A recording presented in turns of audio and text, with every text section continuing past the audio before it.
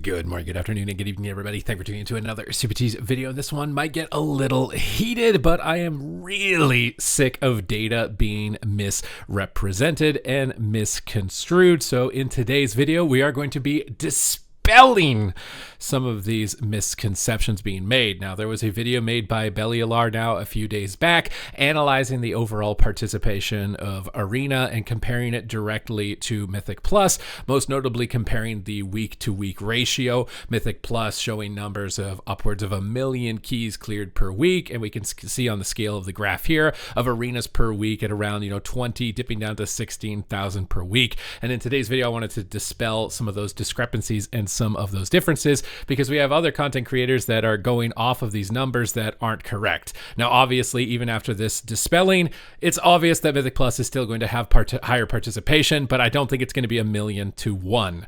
Now, the first thing to take into consideration is that this data is being gathered from Mythic Plus from Raider.io, and it is being gathered from across the globe. It's being pulled from all of the region.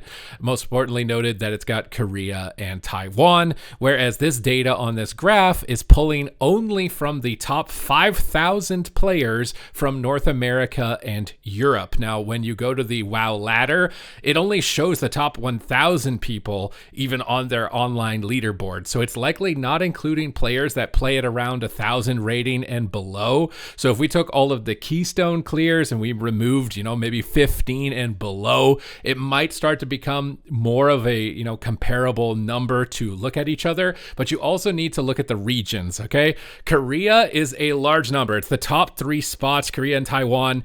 It makes up a huge component of Mythic Plus representation, even just scrolling down the first page, which is not being included on this Arena data, which when you look at the Korean ladder and the Taiwan ladder, they're hitting 4,100 Arena rating. This is a ludicrously high number that is likely being exploited. So if this level of exploiting is happening on Taiwan PvP servers, I think it's likely happening to some degree and extent as well as in Mythic Plus. Likely it seems like this region is, more souls sold out to probably a lot of boosting, trying to get like certain rewards for the players in those regions, because these are numbers that are just not naturally achievable in the game whatsoever. So if you did include these numbers, I think it's probably more logical to remove those regions, remove Taiwan and Korea from the analytics and pull those numbers. You would then have to pull keystone levels from like 15 and below, not record those, anything from 15 and above, and then cross-examine that with only NA and EU against NA and EU to try and get a proper scale on like how many more people are actually doing Mythic Plus than Arena, because right now the data is just too inconsistent. Like I said, even if you could manage to pull those numbers, it's probably still going to be in favor of Mythic Plus, but I really don't think that it's 1,000,000 to 1.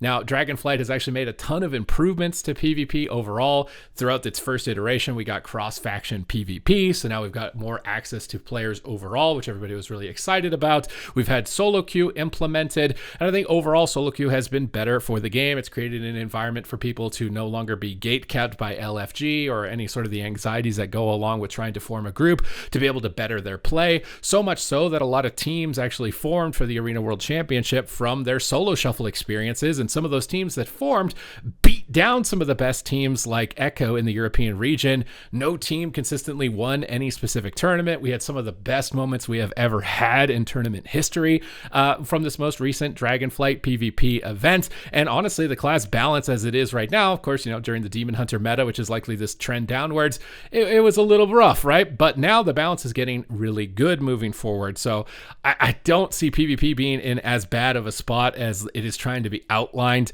between these two types of graphs with the amount of incorrect data. I think that it's just incredibly unfair to make that type of comparison. The number one driving factor right now, I think without debate or discussion, is the inconsistencies in MMR when one player is 3,000 rating in one season and then unable to get 2,000 rating in another. This is going to have huge negative ramifications on retaining that player as a subscriber or retaining that player just as player activity that really needs to be looked at and addressed. It's not that Blizzard can't balance Arena. It's not all this other random tangent stuff that went off about Arena being like unable to be saved. It's really just we need to modernize the MMR system, likely just copy and paste it from one of the already existing solo queue games, League of Legends, Overwatch. There's a lot of games you could go after. Modernize that, make it more consistent so that people don't feel like what's going on. I feel like the floor's been pulled out from underneath me when I'm trying to get these types of rewards. Another major consideration to take between Mythic Plus and PvP is that Mythic Plus, your score can't go down. There is no anxiety around doing keys. Your friends want to do a key, you do it, you get 200 deaths, you deplete it, it doesn't matter. It's not dragging your score down.